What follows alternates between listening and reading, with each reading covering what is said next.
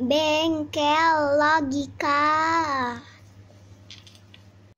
Assalamualaikum. Pada kesempatan ini di depan saya ada dua peralatan. Yang pertama adalah obeng test pen, lalu yang kedua adalah charger khusus untuk mobil.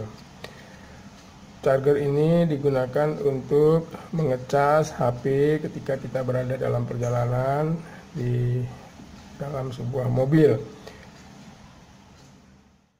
Kemudian saya akan menjelaskan bagian dari masing-masing fungsi peralatan ini. Nah, lampu LED indikator berwarna hijau ini berfungsi untuk menunjukkan kalau arus sudah masuk, peralatan masih beroperasi dengan benar, maka indikator ini akan menyala. Kemudian ini tuas pengait. Dan di sini sekaligus untuk berfungsi penghubung polaritas negatif dari baterai. Nah, ketika dipasang pada rumah pembakar rokok di dekat dashboard, di bagian dashboard, maka ini akan terkunci dan mengencangkan sehingga tidak longgar. Nah, kemudian ini adalah bagian tegangan positifnya 12 volt biasanya baterai. Nah, ini pengunci. Lalu ini adalah bagian kabel data. Ada yang model seperti ini, berfungsi bisa banyak konektor yang dihubungkan. Lalu ada bagian yang langsung untuk satu jenis charger HP. Kemudian saya akan coba melihat komponen-komponen yang ada di dalam peralatan ini.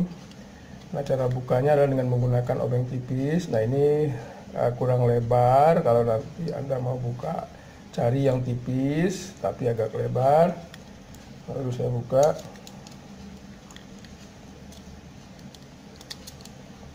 Nah, setelah terbuka, maka ini kita songket.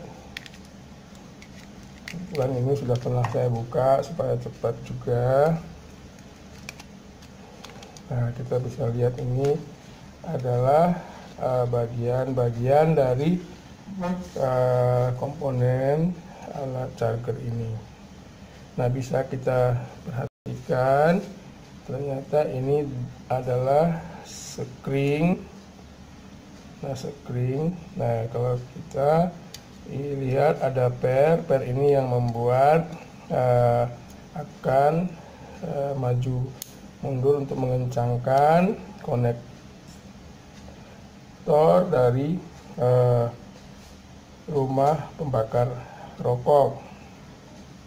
Nah, lalu ini bagian groundnya tadi dari pegas. Nah, kemudian ada beberapa komponen. Nah, terlihat di sini komponennya 1 ampere dioda. Nah, ini menandakan arus yang dialirkan ke peralatan HP itu 1 ampere, 1000 miliampere, sama seperti charger biasa untuk HP. Lalu ini adalah rangkaian komparator dan penurun tegangan kapasitor.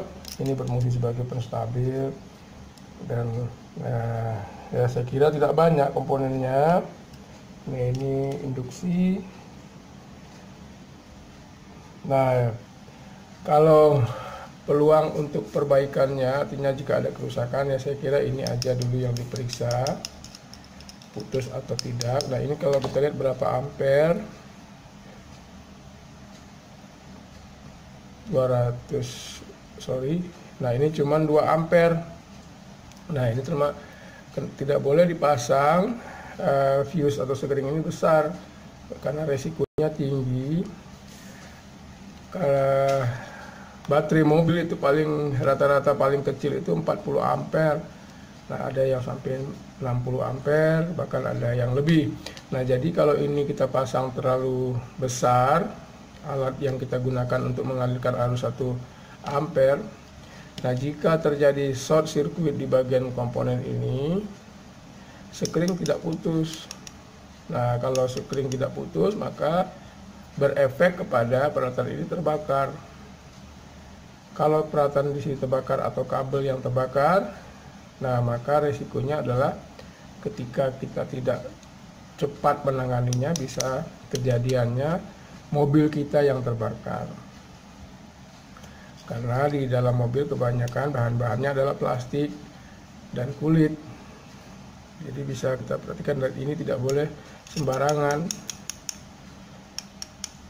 Oke, kemudian pastikan alat ini bekerja dengan baik baru dipasang. Lalu dilihat juga bagian-bagian kabelnya. Nah, seperti ini sudah bermasalah. Nah, apakah memang sudah tidak bisa pakai atau sudah short, sudah bagaimana? Nah, harus dicek betul-betul. Nah, dan seterusnya diperiksa, karena ini tidak bisa asal-asalan berkaitan dengan kerugian dan kecelakaan lain-lain. Kemudian cara memeriksa apakah sekring ini putus atau tidak, saya kira sangat sederhana. Bisa kita lihat dengan mata ada kawat serabut halus, di mana jika kawat ini tidak putus, maka bisa dipastikan sekring ini masih bagus. Atau juga bisa diukur dengan menggunakan alat ukur alkometer. Nah, lalu ada pertanyaan, jika komponen-komponen di sini ada yang rusak, apakah bisa diperbaiki? Nah, saya kira bisa diperbaiki dengan cara diukur satu persatu. Nah, kalau saya analisa, kemungkinan yang paling seringnya adalah ini satu, pemutus arus fuse. Lalu dioda 1 ampere ini sebagai pembatas arus. Kemudian resistor, lalu IC. Nah, kalau tingkat kerusakannya sudah sampai ke IC ini, saya kira perlu dipertimbangkan nilainya. Tetapi kalau hanya untuk sekedar pengetahuan, ya saya kira sah-sah dan boleh saja. Baiklah, saya pada kesempatan ini tidak memperbaiki peralatan ini, saya hanya menjelaskan, mudah-mudahan bermanfaat, yaitu bagian dari keamanan dan keselamatan dalam penggunaan peralatan elektronik charger mobil ini. Anda bisa perhatikan ini jangan sampai ditukar sembarangan, yaitu rangkaian fuse sekring ini jangan di bypass, sangat berbahaya. Lalu pastikan kabel-kabel ini tidak ada yang longgar. Nah, ini 2 kabel, yang merah ini positif, yang hitam itu negatif. Lalu sebelum dipasang, pastikan lampu indikator ini menyala. Lalu kalau tidak menyala, jangan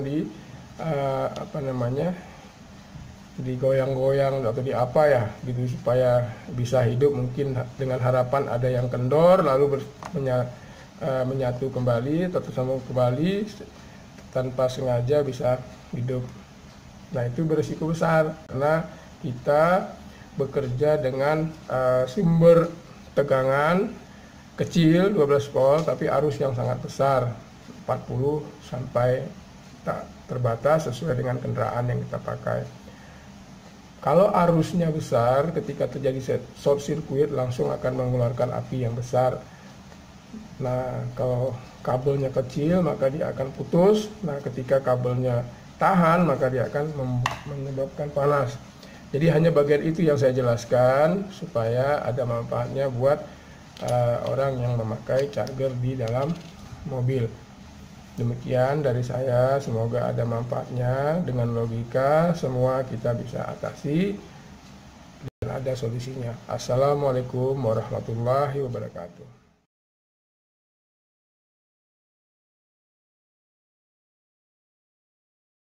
Terima kasih sudah menonton ya.